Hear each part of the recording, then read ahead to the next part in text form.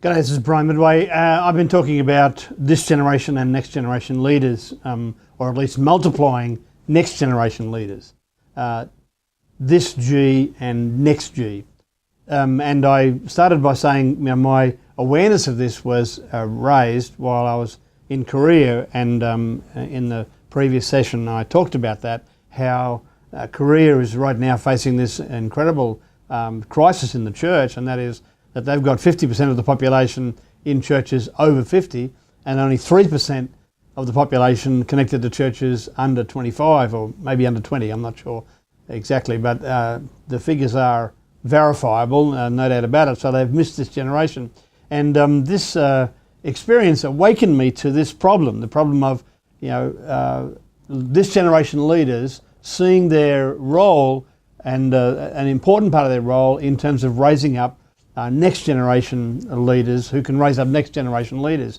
And it's not about succession, it's about multiplication. And so, as I said, I've been travelling a few times to Korea most of the last few years, and been involved in leadership gatherings there. And one such leadership gathering called the Oceans Conference, attended by 3,000 young Korean leaders. And what I saw there was an amazing experience, of an amazing kingdom experience, because I saw that the generational relationship was being rescued. And even though in normal circumstances only 3% of young people are connected to a church in the population, here I saw not just the fact that there were 3,000 plus young people there, leaders, passionate young people with leadership capacity and potential, but I saw the way that this generation leaders related to them, like fathers and mothers to them. But this fathering and mothering was not like, wait around, Sonny, until you're as wise as I am and that'll let you take over. It wasn't about succession at all. It was about multiplication. It was about, in fact, the kingdom of God is always about multiplication.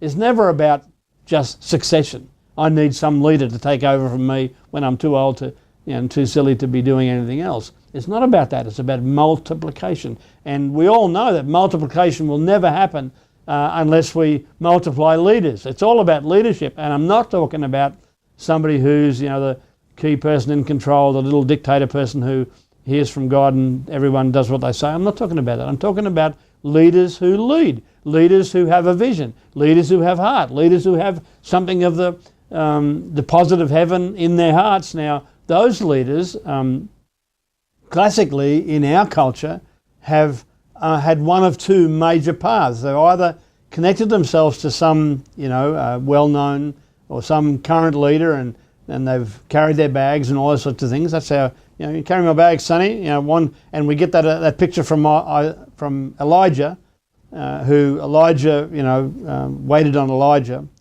Elisha waited on Elijah. And so we get this idea that all they do is just, carry the bags and do all the dirt tasks and so forth and run around like a little servant. Well, that doesn't create leaders. It doesn't create maturity.